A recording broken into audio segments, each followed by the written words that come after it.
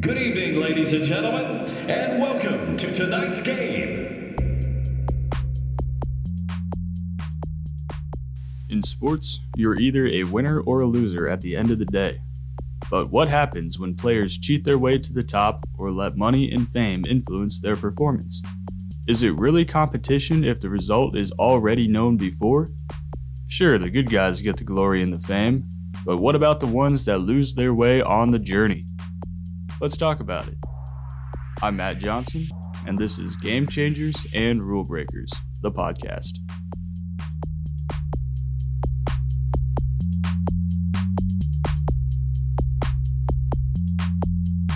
Welcome into episode 2 of the Game Changers and Rule Breakers podcast. In this episode, we are going to discuss perhaps the greatest baseball player to not be in the Hall of Fame. Debatable, but that's my take on it.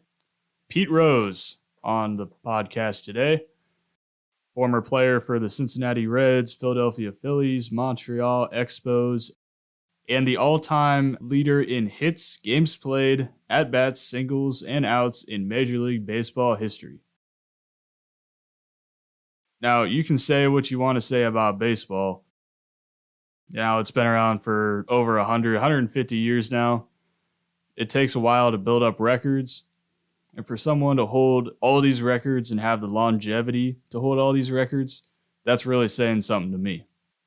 But that's Pete Rose for you. He was a special player, and let's take a deeper dive into who he really was as a person.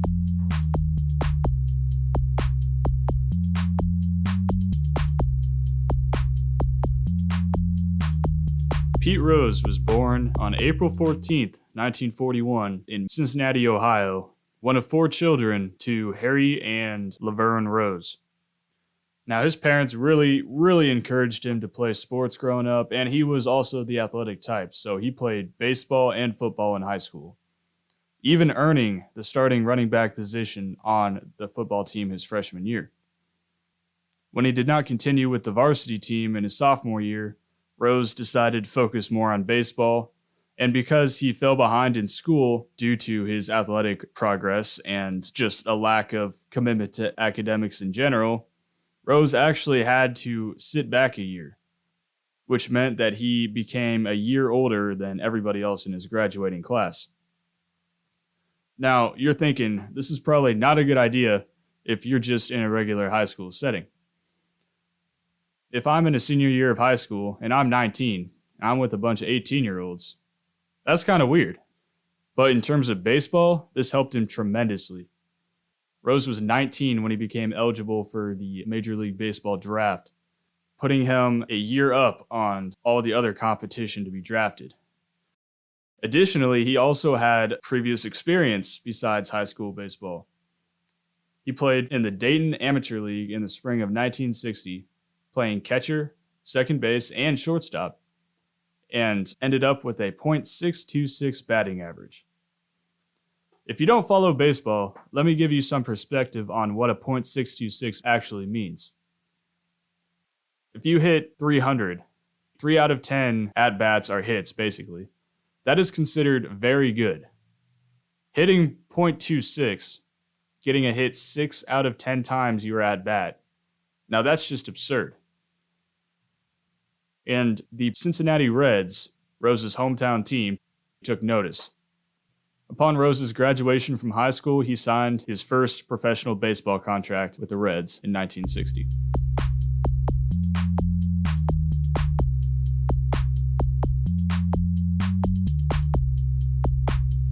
By 1963, Rose had made it up to the major leagues with the Cincinnati Reds. He finally got his chance after the Reds' second baseman, Don Blasingame, pulled a groin muscle in spring training in 1963. Rose got his chance to go in the game and immediately made the most of it, earning the somewhat ironic nickname Charlie Hustle because of his willingness to go the extra mile even on mundane plays that had no chance of success.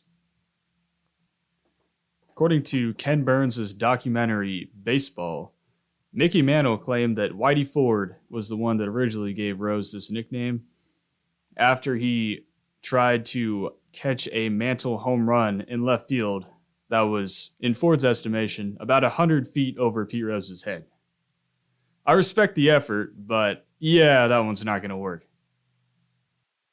Rose ended up making his Major League debut on April 8th, 1963 against the Pittsburgh Pirates and drew a walk in his first time up to bat. It took 12 plate appearances before Rose got his first Major League hit, but it finally occurred on April 13th, which was a triple. Rose ended up hitting .273 on the year and won the National League Rookie of the Year award, a sign of things to come for him.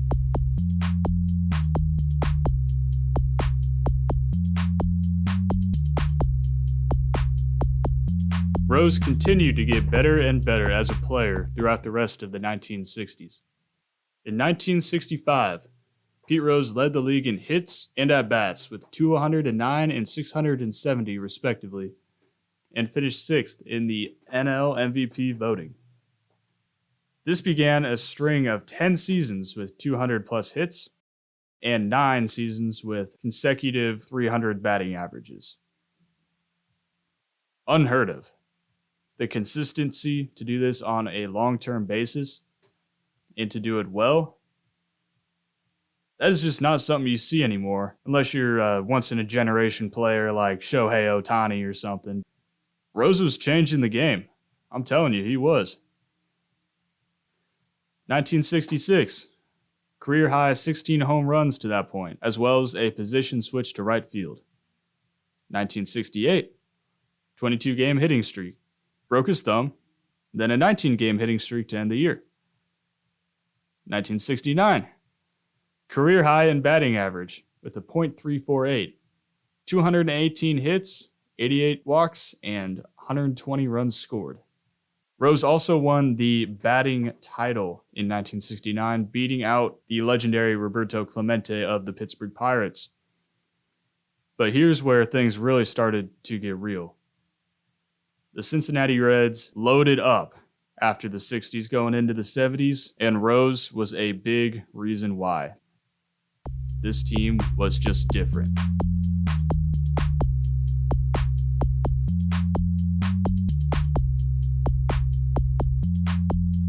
The Cincinnati Reds of the 1970s were on another level competitively. So much so that they earned their own nickname, the Big Red Machine. Now, when you hear Big Red Machine, you think of, Alabama football in the 2010s, Detroit Red Wings, Cincinnati Reds, 1970s, the original Big Red Machine. Featuring future Hall of Famers, Johnny Bench, Joe Morgan, and Tony Perez. And, of course, the leader of the team, the one and only Pete Rose. Now, just to give you an idea of how good these Reds teams were, from the years 1970 to 1979, the Reds won 6 National League West Division titles, 4 National League pennants, and 2 World Series. They averaged over 95 wins a season. In today's game, it's pretty impressive if you get 100 wins in a year. It's really good if you get 110. Getting an average of 95 wins over 10 years, that's unheard of. That's a testament to how good these Reds teams were. And Pete Rose played a big role in this. Even moving to a new position, he moved to third base in 1975, helping the Reds win their first World Series since 1940 over the Boston Red Sox. Rose was also awarded World Series MVP, as he finished with 10 hits and a .370 batting average in the World Series. The awards kept rolling in.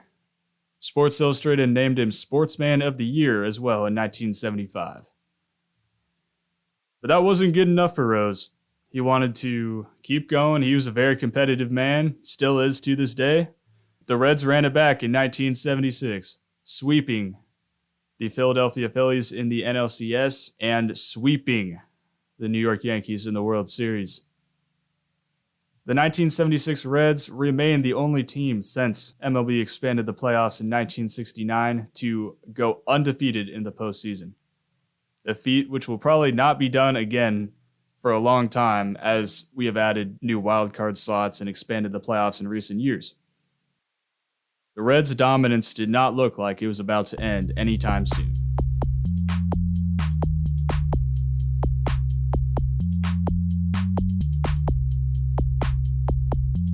As he entered his 15th Major League season, Pete Rose was approaching the record books in many categories. On May 5th, 1978, he became the 13th player in Major League history to hit 3,000 hits in his career on a single against the Montreal Expos. But the hits just kept coming in. On June 14th of that very same year, Rose got a single in the first inning in a game versus the Cubs. From June 14th to August 1st, Rose recorded a hit in every single game he played in, becoming a 44-game hitting streak and making a run at the legendary Joe DiMaggio's record 56-game hitting streak from 1941. Now, as it is today with the media, they don't pay attention to people chasing records until they're almost there, because they want to be there at the moment where they get it. I remember watching football last year and having cut-ins of Aaron Judge going for home run records. That's just how it works. People want the credit, and they do their jobs to get it. So when Rose's streak reached about 30 games, he had reporters, he had cameramen following him around. Reds games were packed. They wanted to see this record broken. I mean, this is Joe DiMaggio we're talking about from 1941.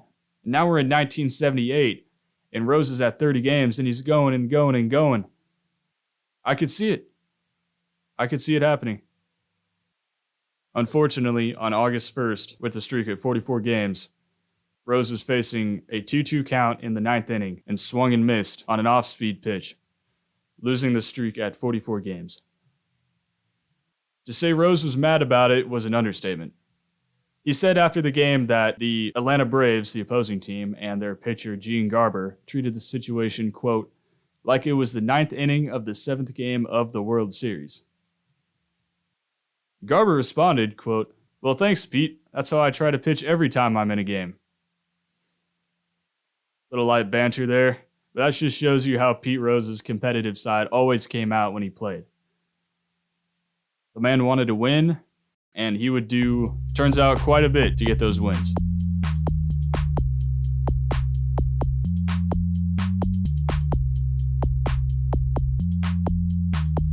However, Rose's time in Cincinnati would soon come to an end. He was traded to the Philadelphia Phillies in 1979, who were looking to get over the hump and make it to the World Series. The Phillies were so willing to do this that they gave Rose a 4-year, $3.2 million contract, which made him the highest paid athlete in team sports at the time. This bet paid off, as the Phillies would end up going to the World Series in 1980 and winning it for their first World Series title. They made it back in 1983, but Rose had his worst season of his career. Now age 42, he batted only .245. Keep in mind, this is still better than replacement level players. He did bounce back in the postseason, batting .312 in the World Series against the Orioles. However, the Phillies lost 4-1, and Rose was released from Philadelphia after the season. He spent the next season in Montreal playing for the Expos and earned his 4,000th career hit on April 13, 1984.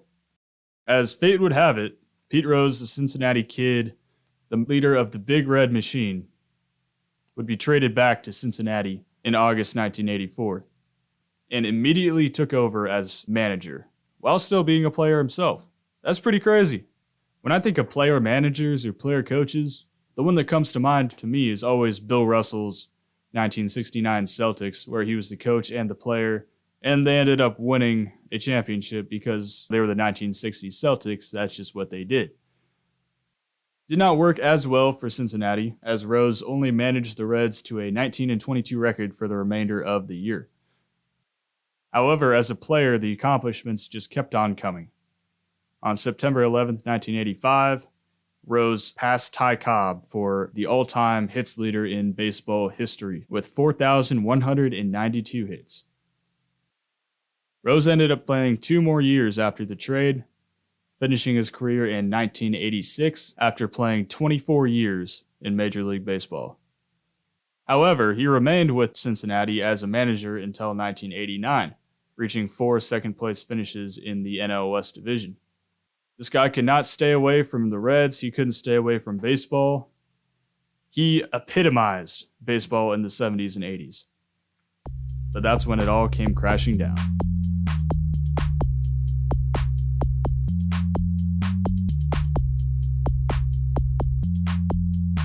Now, I said earlier that Pete Rose was a very competitive player, perhaps one of the most competitive in the game. This resulted in some issues during his time as manager. On April 30th, 1988, during a game against the Mets, Rose began arguing with a blown call that ended up scoring the game-winning run. He ran onto the field, him and the umpire got into it. Rose ended up making contact with the ump, pushing him several feet backwards. First rule of arguing with an umpire, don't make it physical. That never turns out good. Rose was promptly ejected from the game and had to be escorted out by his coaching staff as he wanted to go back for round 2 with the umpire. Because of this incident, Rose was suspended 30 days, the longest ever suspension at that time for an on-field incident for a manager.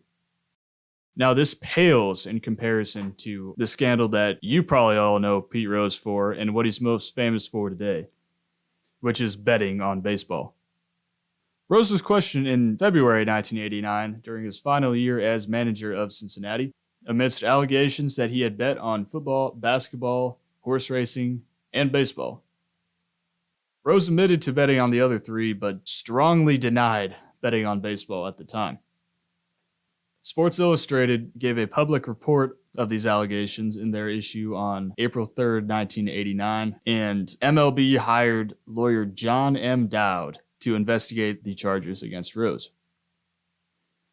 Now, Dowd, to his part, went all out on this.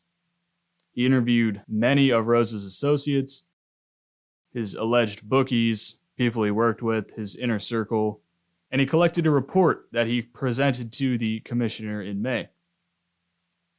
Now, this report did not look good for Pete, let me tell you that.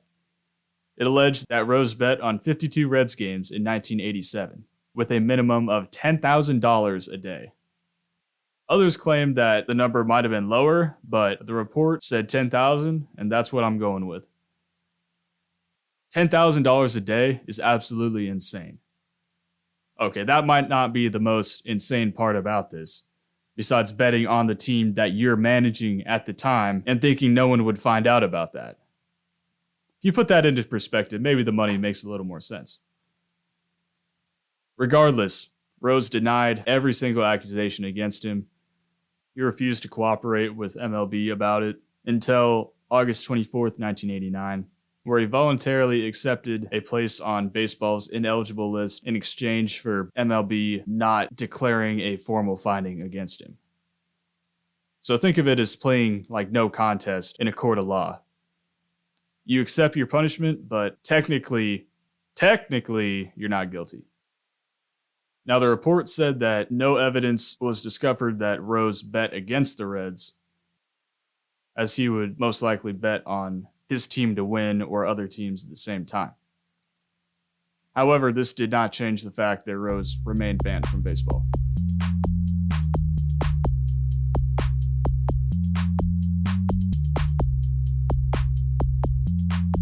Rose continued to make efforts to clear his name and get back in baseball's good graces, especially when he became eligible for enshrinement into the Baseball Hall of Fame. In 1992, he first applied for reinstatement. No decision was granted on it. 1998, applied again. No decision was granted on it. Now, this is key because in 1991, the Baseball Hall of Fame changed their rules to exclude players that are banned from baseball from being eligible for the Hall. Pete Rose, being a sure first ballot Hall of Famer without the scandal, had a lot to gain from getting into the Hall, as it would make future generations focus more on his baseball accomplishments and less on his off-the-field issues, at least in my eyes. In an effort to come straight with the public about this, in his autobiography released in 2004, he finally admitted to betting on baseball games and other sports while playing and managing the Reds. He also admitted to betting on Reds games, but never against the team. I find this kind of ironic, considering he denied everything back in 1989 when this actually happened. But now, 15 years later, he's finally coming clean. What changed? Just pandering to the Hall, I guess? I don't know. I mean, it didn't really work for him because to this day, Pete Rose is still not in the Hall of Fame and is still banned from baseball, despite reinstatement efforts in 2015, 2020, and 2022. If he hasn't gotten back in by now, I have a hard time seeing if he ever will.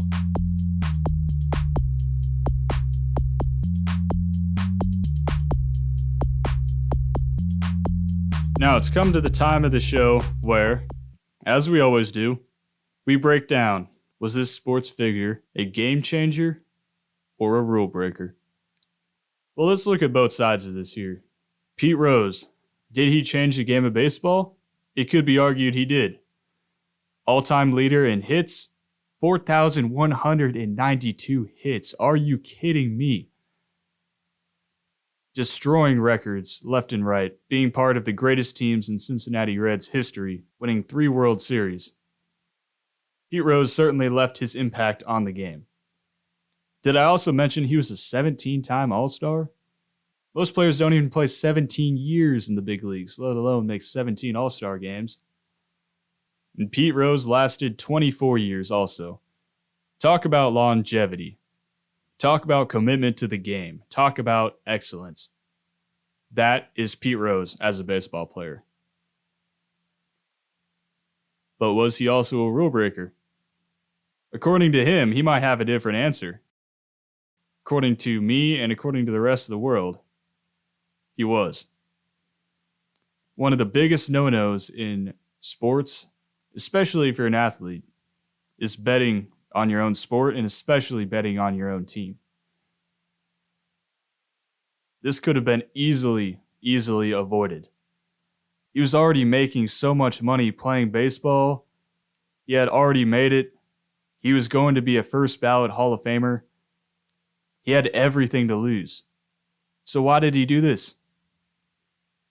Did he not think he was going to get caught? I mean, he's Pete Rose. When you're that famous, people know your every step, whether you like it or not. And unfortunately for him, it came crashing down.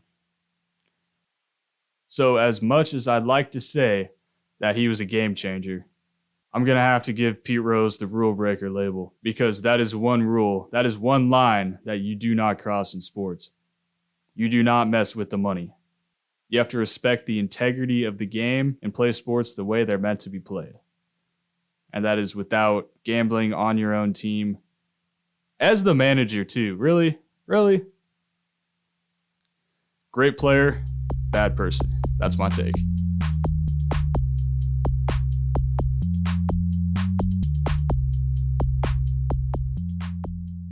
Well, that just about wraps it up for this episode. Stay tuned next time. We'll have another game changer or a rule breaker, who knows? But regardless, we'll continue our look at sports history and the influential figures that shaped it, good or bad. I'm Matt Johnson, and this has been Game Changers and Rule Breakers, the podcast. We'll see you next time.